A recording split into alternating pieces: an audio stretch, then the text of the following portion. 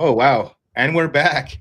Took a little break there. It was a little technical difficulties. We are up on all the Facebook and YouTube there, Mr. Dylan. Awesome. Looks like we're good. So I apologize about that, but let's get back into what we were talking about, right? Was the week 15 sleepers. Do you have any sleepers that you think are going to pop off? Maybe a couple of receivers that are starting to break out, or somebody on the defensive side, Dylan? hmm Well, before we get to that, let's take a second and step back and uh, do our show breakdown once again because we did cut Oh, okay, out okay, for okay. so for those who missed that, we're just gonna keep rolling All and right. here we go. All right, we'll start it over then. Welcome into another episode of Dove Valley Deep Divers, your ultimate podcast for all your latest and greatest news on the Denver Broncos. I'm Kenneth Booker, and here today with me is, you might know him from your Saturday show, the Orange and Blue View, Dylan Von Arx. How you doing, Dylan? Thank you for coming in today. Doing fantastic, man. You know, it's getting colder up here in my neck of the woods, and that's why I got the sweatshirt on the MHH sweatshirt, of course. That's what's Um, up. so yeah, just staying warm and happy to talk Broncos with you and the chat tonight. What is cold to you? Like Cold. 30 It, degrees, 0 degrees? so I would say somewhere around the 50s. I'm a little weaker. Oh, I'm okay. California boy. It's a little warmer here, so I went for a run today and it was 29 degrees outside. But I always have to run with my dog because it keeps me warm. Anyway, um, so what we're going to talk about, we have a quick breakdown. We'll do that again. Where did the Broncos stand after the bye week? We had a couple of teams lose. We're tied with a couple of teams like the Chargers, the Ravens. They do hold tiebreakers, but we do get to play the Chargers again. I think it falls back on the conference or divisional record after that. Riley Moss sitting out another week. What does that mean for Denver? Uh, this, what does that mean for Levi Wallace? Hopefully, I think he's not as bad as that game was. I think they assumed he's a veteran. We can leave him out there, and he needed more help, especially against a route savant. I don't even know if that's the right word, but in Jerry Judy. Um, and then key matchups to the game, uh, and then keys to the game will be the next thing. After that, we're going to go in our injury report, of course, and then finally, we want you to stick around to the end for our predictions. We also want to hear predictions in the chat, and if they're a little bit different, like break it down, let us know why. So start off the show again. Where do the Broncos stand after after the bye week? They're tied with the Chargers and the Ravens. They lose the tiebreakers unless they beat the Chargers and we have a better divisional record.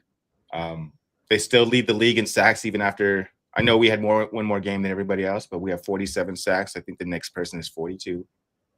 They're number 6 in rushing defense, only allowing 94 yards carry. Wow, that's terrible. 94 yards a game, which will come up big because we know we're coming up against Jonathan Taylor and Anthony Richardson. Got some legs on him too.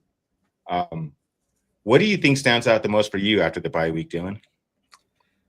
Just obviously the Bolles signing was very big, but just the talk of cohesiveness in this team and just the injection of Sean Payton's culture. It's really trickled down throughout this whole team. Everyone seems happier. They're winning. Obviously, a lot of that has to do with the rookie quarterback Bo Nix and how well the defense is playing. Just overall, got a little healthier. Obviously, Riley Moss is still out, like you mentioned. So Levi Wallace, it seems, will be starting again, which kind of a bummer. I do agree. I don't think he's as bad as he played against the Browns. I think Vance Joseph needed to maybe give him some more coverage over the top with and some safety help. But regardless, it's going to be a tough matchup in general, just because the Colts wide receiver room with Michael Pittman Jr., Josh Downs, and A.D. Mitchell, that could be a tough matchup. But Anthony Richardson has to get them the ball. So hopefully the Broncos can disrupt him greatly to throw him off his game. Oh, it looks like Phil's having some issues over in Facebook. I'm sorry about that. Here we go. From David McElrath. Good evening, Broncos country. Eric, Kenneth, Deacon Scott.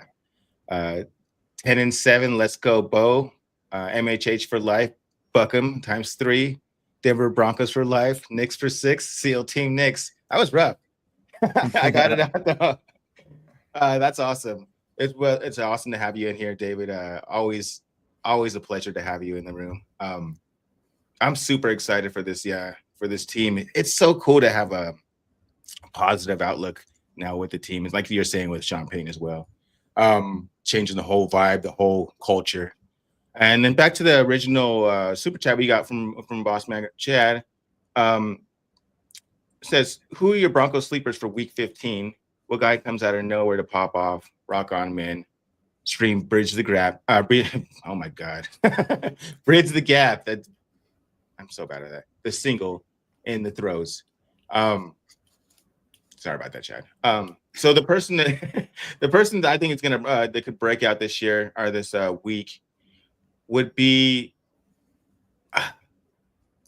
maybe Levi Wallace. Maybe he comes out and totally redeems himself, like Lloyd from Dumb and Dumber. But I'm kind of hoping he does. I know he's a solid guy. He's definitely a third cornerback, but it would be nice to have him in there with his confidence and being able to not second guess himself out there. What about yourself? What do you think? Who do you think? Yeah, before I get to mine, I totally agree. I think Levi Wallace has to step up. Otherwise, is he going to be on the team this next week? You might see Damari Mathis or Chris Abrams Drain, who saw a few snaps a couple weeks ago, get more snaps over him. So I do think he needs to have a breakout game. And for me, and I talked about this with my co-host Ron quite a bit, every time we seem to talk about Troy Franklin having a breakout game, it doesn't happen. And Yeah, I thought, hey, maybe we won't mention him and maybe he'll finally pop off and he'll take the top off the defense and Bo and him will finally connect on a deep ball. They always seem to be just a little bit off, but I'm going to mention it anyway because I do. Maybe I'm the jinx, but I think Troy Franklin could have a good game here. I'm not very impressed with the cornerbacks that the Colts are fielding. Kenny Moore's good, but he's going to be mostly in the slot playing nickel. So there's going to be chances for Troy to get his this week, and hopefully it happens. Yeah, hopefully he does. I used to have a situation with a Rockies player like that. Every time I'd be like, oh, come on, give me a double, a single, and he'd always fly out. So I started like bad mouthing him. I'm like, oh, he's just gonna strike out. He's just gonna fly out, and he did a double in the gap. And like, maybe that's what we got to do, a little reverse psychology on Troy Franklin. My guest is also rooting for Mr. Levi Wallace. He says he hopes he does better than he did a couple weeks ago. And did we have that other one, or was that the other super chat that we had earlier? Yeah, we grabbed that first one. Okay, but awesome. I do see a few stars from some of our good friends in here.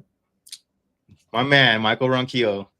It's awesome to have you in here, brother. Always love the shout outs on Twitter/X as well too. Thank you so much. Yeah, thank you for coming in, Michael. He says, good evening, Kenneth and Dylan on Dove Valley Deep Divers. Go Bo Broncos. Yes, indeed, sir. Always good to see you in the chat. So when we're going against the Colts, they're going to be the underdog, right? And speaking of underdogs, you got to talk about Underdog Fantasy. Underdog Fantasy is a place to play. The place to play if you're a sports fan looking to make money watching sports. With over 5 million happy players and over $2 billion won, Underdog Sports makes it fun and easy to cash in all your favorite athletes' performances. Compete against other players by just selecting high or low on 2 or more players' stats and win up to 1,000 times your money. So turn every touchdown into a win with Underdog. With their champs game, you could win up to 1,000 times your money just by choosing higher or lower on player stats like passing yards, interceptions, touchdowns, and much more. Like, for example, will Bo Nix have higher or lower than 237.5 passing yards next week? Will Nix have higher or lower than 1.5 touchdowns? Every dog deserves a second chance. And with Underdog Rescues, you can get your money back and receive a promo if an early injury causes your entry to lose. Download the Underdog app today and use the code MHuddle to get up to $1,000 in bonus cash instantly. Again, download the Underdog app today and use the the code MHuddle to get up to $1,000 in bonus cash instantly. Every player, every touchdown, to select higher or lower on Underdog. Must be 18 plus, 19 plus Alabama, Nebraska, 19 plus in Colorado for some games, 21 plus Massachusetts and Arizona, and present in the state where Underdog Fantasy operates. Terms apply. Void in Colorado. Concerned with your play? Call 1-800-GAMBLER or visit ncpgambling.org. Arizona, 1-800-NEXT-STEP or text NEXT STEP to 53342 New York. Call the 24/7 Hope line at 1-877-HOPE-NY or text HOPE-NY. No, we got Mr. David Youngkins coming in. Thank you, brother. I appreciate the super chat so much. Really, I truly do. Or we truly do. My sleepers will be Vele and Mims because they are going to double team Sutton. Do you think they double team him? Do you think they bracket Sutton because he's been playing so well lately? I definitely think Sutton's going to see some more coverage his way. He's been balling out these last 6 to 7 games, and it's really good to see after a whole offseason talking, should we trade him, kick him to the curb. He was almost a Steeler in a couple-way trade with the Steelers and Niners. So I would imagine they try and put more coverage on him, and that gives opportunities to the young guys like Vele, who has been very good for a 7th-round pick. He's far surpassed that draft grade, and Mims is finally getting some usage, whether it be in the backfield or get it to him on a screen, or as we saw against the Browns, a deep ball. Finally, So I think that's definitely possible that you could see more coverage slid his way. So on our next topic of the day would be Riley Moss missing another game. I know last year we were high on him. This year he came in, played pretty well. I know he gave up that super close one-handed catch to Tyler Lockett, but since then he's been playing extremely well. Unfortunately, he got injured. You're gonna want to wait for him to get fully healthy. You don't want him to go back in just to re-aggravate something and come right back out, because that's IR territory, I feel like. But what do the Broncos do to close up that gap? Do they blitz more? Do they roll coverage over? What would you do, or what do you think they're going to do? Man, they've blitzed at the highest rate by far in the NFL. And I don't want them to shy away from that, because Anthony Richardson has started, I think, exactly the amount of games that Bo Nix has at this point. So it may be his second year, but he really hasn't gotten playing time. And coming into the NFL, he needed those reps. And obviously he got benched for 2 games, so he lost out on some of those valuable reps. But this is going to be an unforgiving defense, especially against a young quarterback like him who's got accuracy problems. And he may get some runs off here and there, but what I'm most concerned about is limiting those big throws that he makes. Obviously, I'd rather take a 10 to 15 yard run from him on a scramble than a 70-yard bomb. So I'm just looking to get as much pressure as he can and hit him. You got to hit him a lot. Obviously clean. We don't want no dirty hits, but make him really think about it. He's still, like I mentioned, he's a young quarterback. You got to beat up on him a little bit. He was already injured last year. He's been banged up a little bit this year as well. So you got to kind of break his will a little bit. And I think the Broncos defense is certainly capable of doing that. Definitely. You got to get you just got to keep his mind where he just thinks you're behind him at all times. Almost like I remember my cousin, we were silly kids, whatever. We used to throw water balloons at cars. Anyway, these high school kids jumped out and they were chasing him, and he could feel them grabbing his hair, just barely getting away, because he was just fast enough to get away. Mm-hmm. And that's what Anthony Richardson needs to feel. He needs to feel somebody constantly just touching him all the time, because it'll just be in the back of his head. He'll think somebody's there when they're not there, and then his game probably will just start to fall apart. He's just too young to kind of get past that. I feel like maybe this is a game he does, but I don't know. I don't see him weathering through an aggressive pass rush that's actually getting to him. Definitely. Yeah. Oh, I see. No, you weren't, Paul. Sorry about that. Welcome back, brother. And then I see some stars coming in from Eric Flynn. Thank you, Eric. Hey, man, I know you never You never comment, man. I want you to leave a question here at some point. I love the support, and that's awesome. But I want to hear your voice, man, and so does Kenneth. So if you got any questions later on, just drop them in the comment section. We'll definitely answer. Definitely. Thank you, Eric. I appreciate that so much. It's awesome when you guys do that. You don't have to, and we really appreciate it. And it's awesome. Thank you. So what was the other?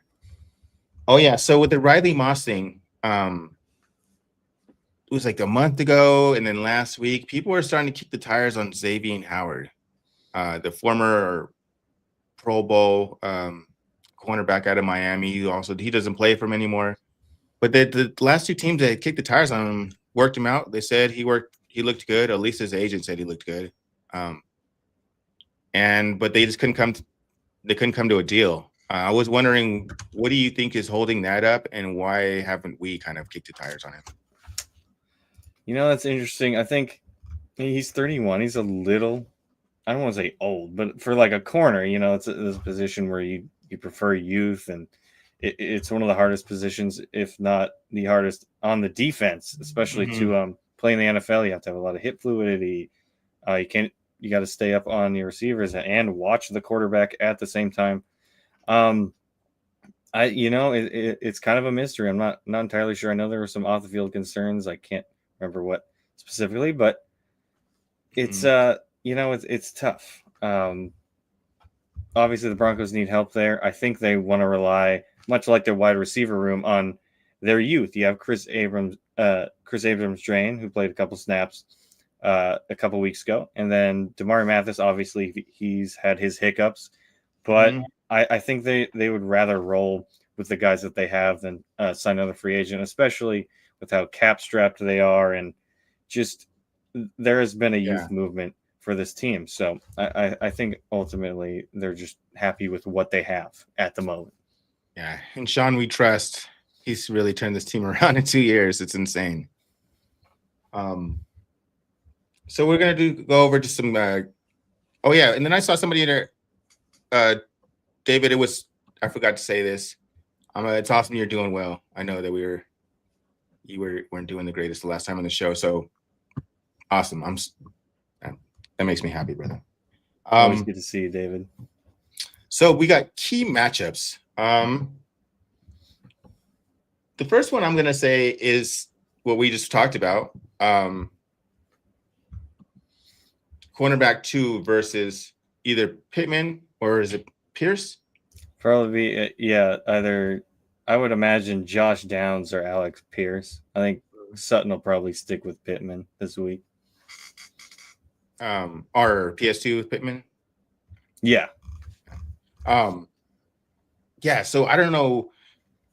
They're gonna probably roll out Levi Wallace initially. I don't like how they gave up on Damari Mathis. I thought he felt, before he got hurt in the preseason, I thought he was starting to come back a little bit. I don't think he was that bad to where he's completely getting skipped over. But do you think our defense can hang there with those guys? I think they can. It's about shutting them down early, essentially, though. Yeah, and that matchup is actually hinges on what the defensive line, I think, can do in getting pressure. I mentioned just a minute ago, Anthony Richardson's still very young, inaccurate, kind of in the short to intermediate game. So getting pressure on him is definitely going to help out the secondary. Obviously, I would shade some more coverage over the top, maybe keep a safety over on the side wherever Levi is playing, just in case we have a similar result to 2 weeks ago. But I think they can handle these guys pretty well. Like I said, I feel like McMillan and PS2, they can lock down their guys. It's more about how quick the Broncos defensive line can get pressure and help them out, because pressure helps the cornerbacks, and cornerbacks covering helps them get pressure. It's hand in hand. So, I think it's definitely possible. Do you have a key matchup or key to the game that you wanted to break down? Yeah, so a big key matchup for me is going to be the Broncos interior defensive line against the Colts interior offensive line. The Colts offensive line in general has been pretty it's not a great line. Even with Quentin Nelson, he was a top 5 pick there a while back now, and beyond him, this offensive line is terrible, and you want to stop, or you want to be able to get pressure up the middle against, again, a young quarterback. You want to throw him off his game, and the best way to do that is get in his face. Now, it's a little different with Richardson, who does some of his best work when he can roll out and get out of the pocket and play backyard football, right? So this more caters to stopping the run game. Obviously, Jonathan Taylor is a very good running back, and getting that pressure up the middle, you're going to have them bounce. You want them bouncing those runs outside. So I think that's going to be a really big matchup for this Broncos team. And obviously, we have Zach Allen, DJ Jones, and Sean Franklin Myers, who have been phenomenal this season. I'm really pleased with how they've been playing, and hopefully we can get Zach Allen a extension similar to what we saw with Bolles and Cooper and PS2 this season. What do you think when you see Zach Allen? When I see him outside of football, he just reminds me of some big, strong dude that works on a farm that doesn't work out but can like pick up a horse.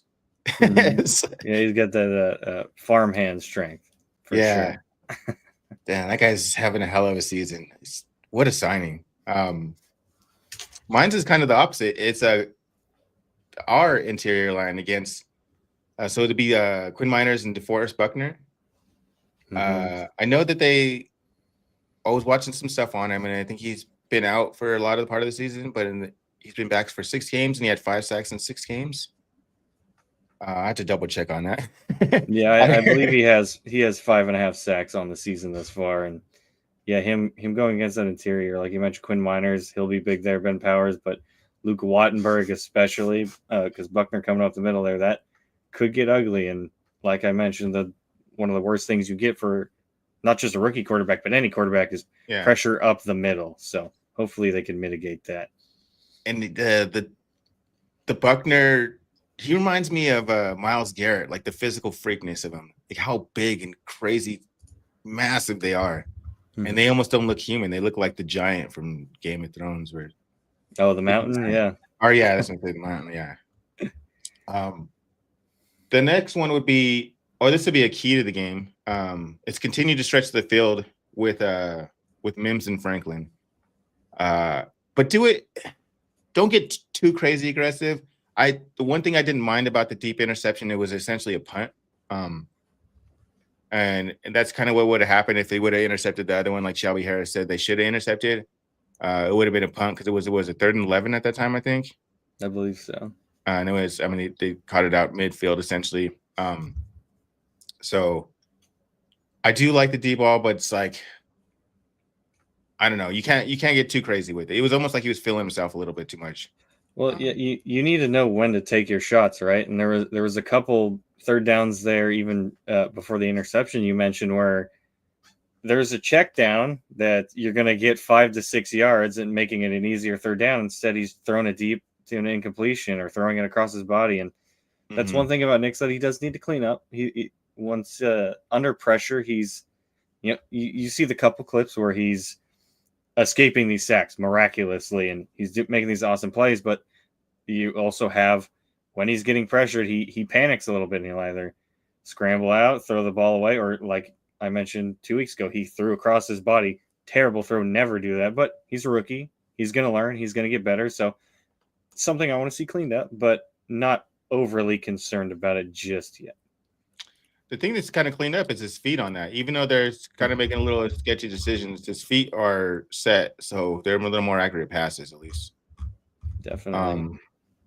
Our man Eric Flynn says, with Bolles getting a new contract, who do you guys think will be the next person on the team to get an extension? What do you think? Dylan? Who's in the contract year right now? Do you know? Yeah. Well, not necessarily even in a contract year, but someone I would want to like get out ahead of and say, okay, let's re-sign you. Let's not wait for your price tag to get too much bigger. That would be Nick Bonito. He's been having an absolutely phenomenal season. Like when we drafted him, there was no way in hell I thought he would turn out to be as prolific as a pass rusher as he is. And he shored up his run defense. That was a big concern, obviously. Coming out of college, he was more of a pass rush specialist, and I thought really that's all he would be. I didn't know that he could be a starter, working every down, but he's proved me wrong, and boy, am I happy to see that. And I would love to see George Payton approach him sooner rather than later to get something done while you are on that rookie quarterback deal where you can pay other guys and build the nest around Bo Nix and build a championship-worthy roster. It reminds me of I think Nick even brought it up, but I had saw it as well, where there was pressure on the quarterback. The quarterback rolls out, and Benito's like sitting on the edge, and then he just sees it, so he just closes on the quarterback. And the way he closed, it was like instant. Yeah, the guy had no shot to get away. And I was like, that was the first time he made me go, wow. Like involuntary, I was just like, whoa. So yes, I would love to see him and Jonathan Cooper for years to come. Jonah Ellis being that guy right behind him, learning from those guys, getting better every year, every game.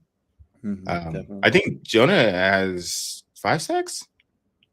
I think there's 5 players with 5 sacks on our squad, which is crazy. Yes, he does have 5 sacks. Yeah, when you lead the league in sacks, I mean, even for a rookie to get 5, that's pretty impressive, and really happy to see that, because as long as we keep hitting on these draft picks, this team's going to get better. And obviously the pass rush rotation is so important. We know that from Super Bowl 50. It was that rotation. You had Shaq, Shane Ray, Vaughn, and DeMarcus Ware. Keep those guys fresh, and you have multiple pass rushers. I would say you can never have enough. Definitely. Yeah, it's nice to have a wave of pass rushers, because that's what 2015 was. You had your Von Miller and you had your DeMarcus Ware, but you had more than those guys. You had Derek Wolfe, you had Malik Jackson, and there was one on the tip of my tongue. I can't think of his name now, whatever. But you had like 3 or 4 other guys that were capable of getting to the quarterback no matter what. Definitely. And then the last key to the game would be eliminating drive extending or drive killing turnovers. And that's kind of goes back to what you're talking about, hitting the quarterback but not hitting him too late. You don't want to get a guy, sack him at the 10-yard, zone 10-yard line, whatever, and it's a 4th and 17 now, but he gets a first down because you hit him a little too late, or you put a little emphasis on your takedown. And so you got to stay away from stuff like that. I know that Jonathan Cooper got fined.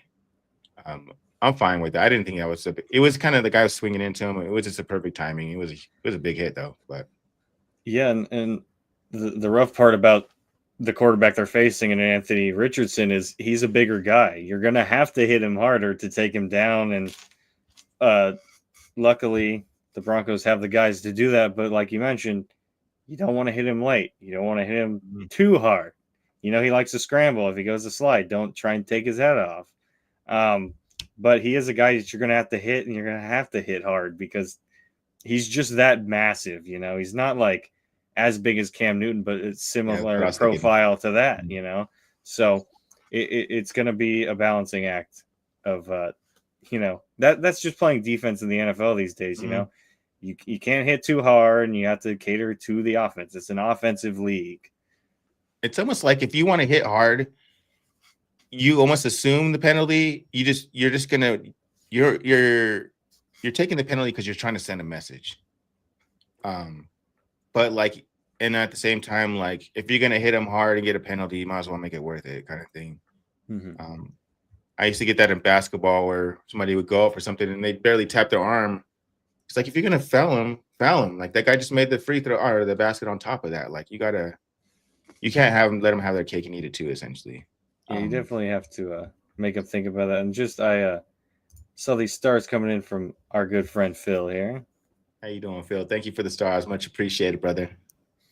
Yeah, he comes in saying, good evening, Kenneth and Dylan. Great to get Bolles signed, and now we can concentrate on drafting depth, starting with running back, tight end, wide receiver. Yeah, that's definitely was a huge concern for me. Obviously, we've been talking for weeks like, oh, what do the Broncos need? We're talking, like you mentioned, right?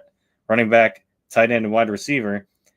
And it's like, okay, but are we going to have this hole at offensive tackle if we let Bolles walk? And now we don't have to worry about that. Mm-hmm. He's there for the foreseeable future, and you can focus on getting those skill position players that the Broncos desperately need, especially, I would say, running back and tight end. I'm a little more comfortable with wide receiver. I think I would wait a little bit to take them unless there's a guy that they absolutely fall in love with. Mm-hmm. Somebody just like falls that shouldn't have fell or whatever. Mm-hmm. I don't know. I keep bringing up. There's a couple of CU receivers I like. Even that CSU Wharton, but I think Wharton's going to be gone. I don't know. He's really good. Mm-hmm. He roasted CU last year. Number 14, really good guy. Yeah, definitely. All right. So then after that, we have got all these ads. Is there? Oh yeah. So actually, what I want to talk about. So what they're talking about in the room, in the chat with Garett Bolles. I thought it was so awesome because Bolles has only, like he said, has only been around here for losing. He's never had a quarterback. There's multiple coaches. And he seems like a guy that frustration. I mean, who can get frustrated very easily. And you could tell he puts in a point to like not to let it bother him, but it does. So how do you feel that he got signed and he actually has a future with a good coach and a good quarterback and a good defense? How do you? I don't know. I feel like he deserved it. It was really nice to make him part of that team. He definitely deserved it. He's I believe, and I know a lot of people have their feelings about PFF, but he is the 4th ranked offensive tackle in terms of pass protection. Absolutely love that. He earned this contract 100%. Obviously, you mentioned sometimes he'll have a boneheaded penalty here and there, but a lot of the times when you see his holding calls, it's because Bo Nix is about to get absolutely killed. Mm-hmm. So, there's times where it's like, maybe I will take that holding call or whatnot, but that bully mentality he has, it hasn't been as bad, I don't think, he's in recent years, especially this year. He seems much happier. You saw him after the Raider game, hooting and hollering, and he just this big smile on his face. And you love to see that after a guy who's endured 8 years of just terrible football and knowing nothing but losing. And finally, we have what seems to be our franchise quarterback, and amazing how winning turns everything around, right? Especially since all his personal struggles as well. He had to get past that just to even have the chance to play football at this level, and to get past that and to get into the league, and then he's still having these not issues with that, but just the team underperforming, and to him to finally get the fruits of his labor and hopefully his first playoff shot at the playoffs. It's really cool to see. Definitely. So we're going to go over into the injury report. So for the Broncos, we only have 3 players on there. Brandon Jones, Tremon Smith, and Riley Moss. Riley Moss is going to be the only one that's out. Brandon Jones has an abdomen injury. He's limited on Wednesday, limited on Thursday, but a full participant on Friday. Tremon Smith is more of a special teams guy. His was a personal reason. I'm not sure what the personal reason was. For the Colts, DeForest Buckner. Oh wow, he was full participant Wednesday and Thursday, but did not practice Friday. It says game status unspecified. Josh Downs as well, limited on Wednesday, but full participant on Thursday, Friday. They say questionable for him. Michael Pittman, he was full participant all week, but he's had a back issue, something that can easily flare back up. Hopefully it doesn't. I like to beat teams at their best, and I don't like players to get hurt. But and then Jalen Carles. He's a linebacker. He's got a fibula and shoulder injury. He's full participant all week as well. So it looks like all their guys are pretty much going to be playing, except for Braden Smith and Ashton Dolan, receiver and tackle. So we're seeing the team that we're seeing the best from them. We're seeing their best. So they're seeing our best, except minus Riley Moss, whatever. But do you see any of those injuries on either side that could make a big impact on the game? Yeah, I see Braden Smith, their tackle. He didn't practice for a couple days. That also looks like a personal thing. He not practicing for a couple days. He could be off his game, and that leaves the door open for either Jonathan Cooper or Nick Bonito to take advantage. But beyond that, yeah, looks like everyone's for the most part playing on the Colts side of things. Obviously, it's good to see Brandon Jones is practicing.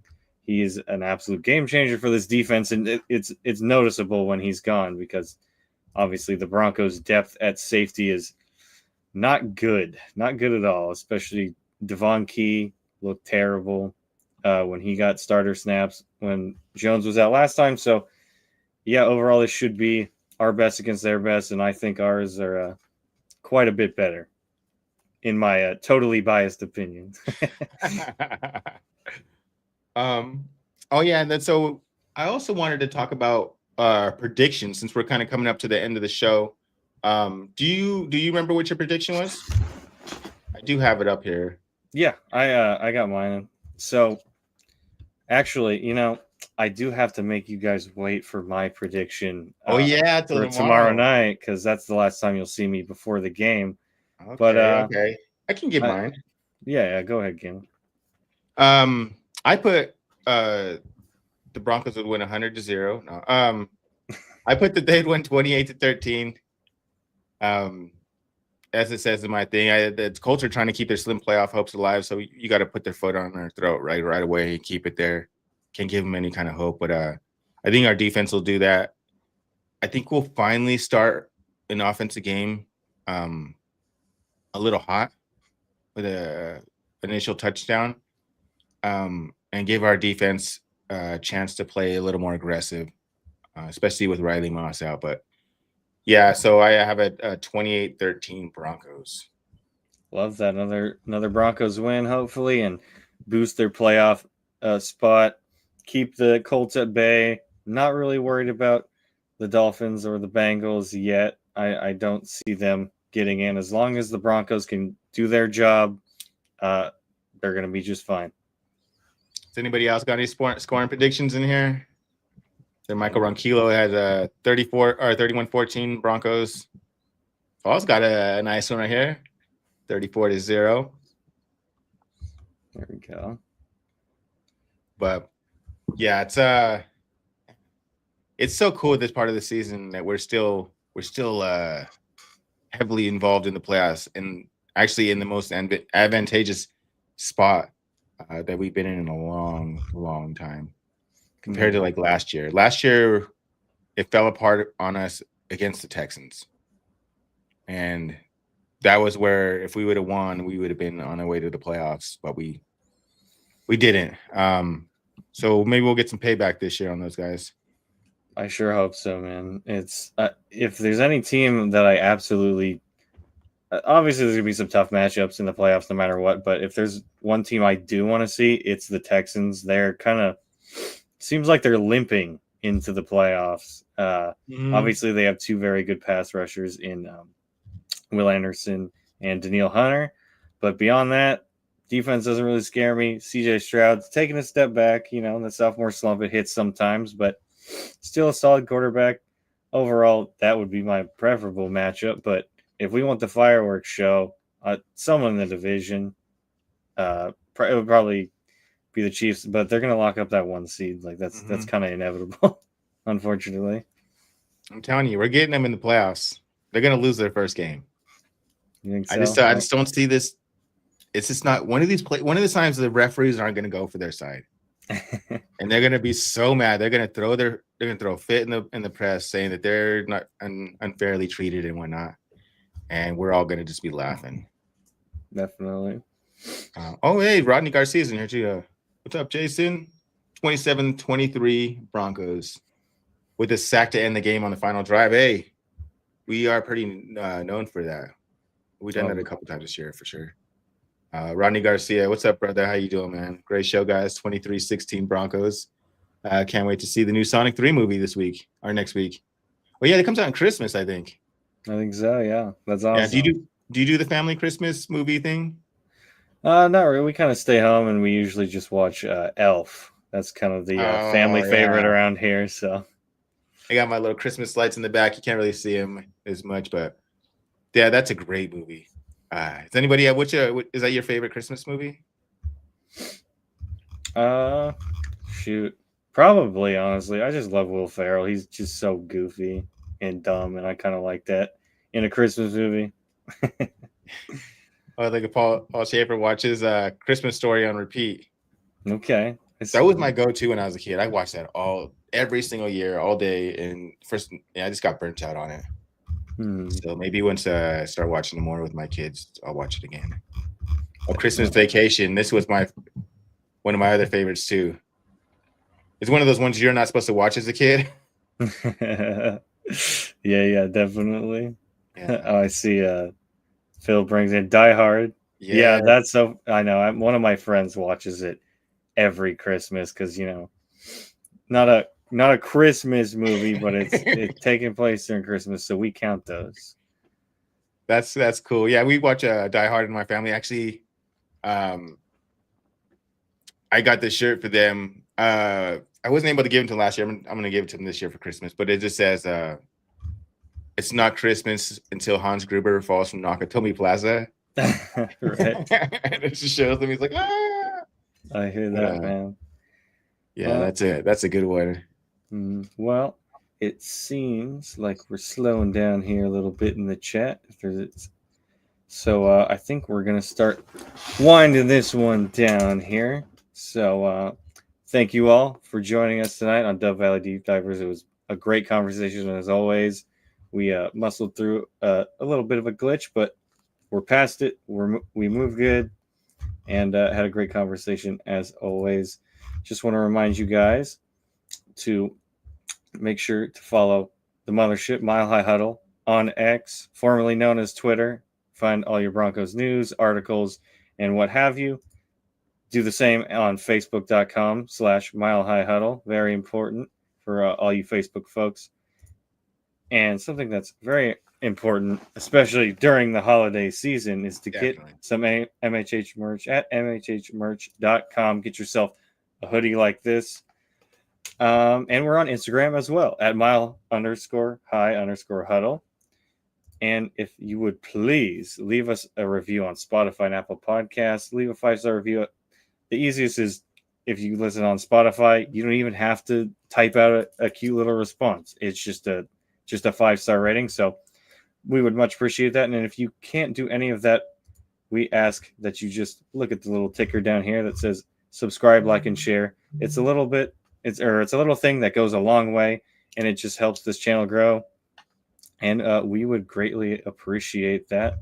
And one more thing before we go, I just want to thank the lovely Super Chat superstars that came in tonight. Michael Ronquillo, as always, Eric Flynn, David Youngkin, Phil McLaughlin, and then we had a couple chats and one chat from who else? Chad Jensen. Yeah. Always good to see Boss Man coming in, showing some love. And, of course, Papa Bear coming in at the top of the show. Thank you guys so much. We greatly appreciate it. We couldn't do this without you. And just thank you so much. Yeah. And check out Boss Man Zach's Bridge the Gap in the throws. There we go. I got it much better that time. Very talented musician. Definitely. So for my thing on the end of the thing is just, everybody have a great week. We got to have that last weekend off, whatever, because of the bye week. So we're back into Broncos full mode or full speed, all ahead, and I'm super excited for it. So if you had some more questions or anything, feel free to put them in the YouTube below in the comments, and I always check that out. You can also put your favorite Christmas movies in there because I know a couple people didn't have any, or they put them in like later.